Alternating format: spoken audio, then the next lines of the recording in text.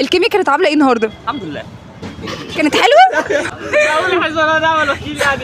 ايه سبب الضحك ديت؟ الامتحان كان حلو بالنسبه لك؟ لا مش للدرجه يعني، انا اسف المستوى اللي انا فيه بحتكر بريق حرفيا. يعني دي ضحكه من الصدمه؟ لا مفيش ضحك، هو بس ضحك من الالم. كوميديا سوداء، حاجه زي هو كده. كوميديا سوداء بجد. يعني عايز اقول حاجه للوزير، انت دلوقتي حاطط لنا امتحان وحش، والكيمياء كنت المفروض تحطها مكان الاحياء اسبوع بحاله نراجع.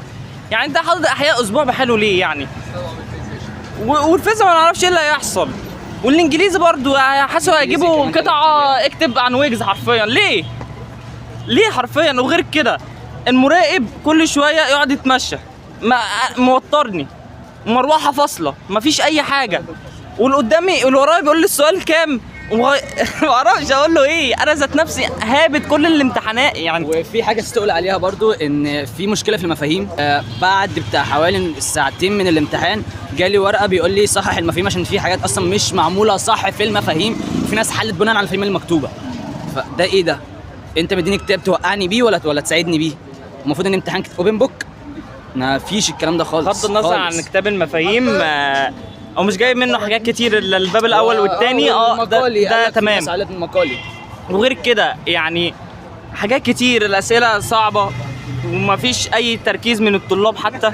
يعني الطلاب حرفيا بتحل خايفه انها تختار الاجابه دي غلط. وامتحان الكيمياء مش 3 ساعات، ده اكتر من 4 ساعات. ده مش مستوى طالب متوسط زي ما بيقول الوزاره لازم تبقى صادقه في كلامها.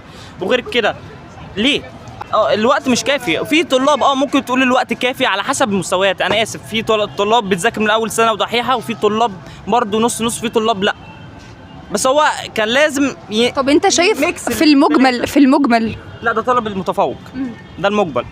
انا عن نفسي انا طالب بذاكر شويه وشويه، مش طول السنه بقول لك هاري نفسي، لا بس خلي الامتحان حلو حتى بيبقى فيه نسبه متنوع المستويات. يعني انا وغير كده في محافظات فيها سماعات، وفي ناس حرفيا بتخش بتليفونات. ما مش هقول اسم المدرسه عشان ما تشدش طبعا. وغير كده حاجات كتير ما ينفعش يعني.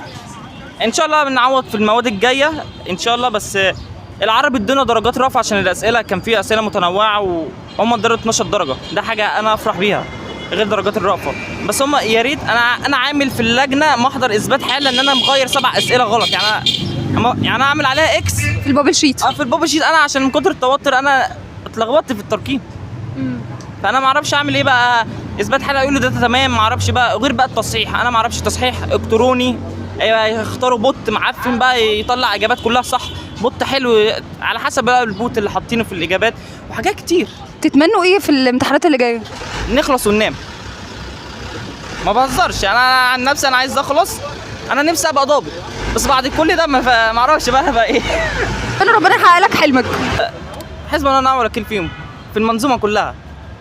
اذا كان حط الامتحان انت حط بمستوى الطالب عادي، ما انت ما تجبرنيش ان انا اغش او اعمل اي حاجه في الاخر تقولوا غش وبتاع. ليه؟ انت لو يا عم الطالب مش بيذاكر خالص سقطه واعمل له، بس برضه اللي يذاكر حلو شويه يحس بتعبه. بس ما فيش. لا شكرا ليك. العفو. بتتمنى ايه في الامتحانات اللي جايه؟ رأفة بالطلاب، ده اللي طالبه بجد يكون في رأفة بالطلاب، يكون رأفة لاولياء الامور قبل الطلاب، رأفة للناس اللي دفعت مبالغ قد كده في السنه دي. يعني احنا دافعين مبالغ، مع احترامي للاي جي وللامريكان للفرنش، كل الكلام ده احنا دافعين في السنه دي بالاخص اكتر منهم بكتير قوي قوي قوي قوي. بس شكرا ليك. شكرا ليكم.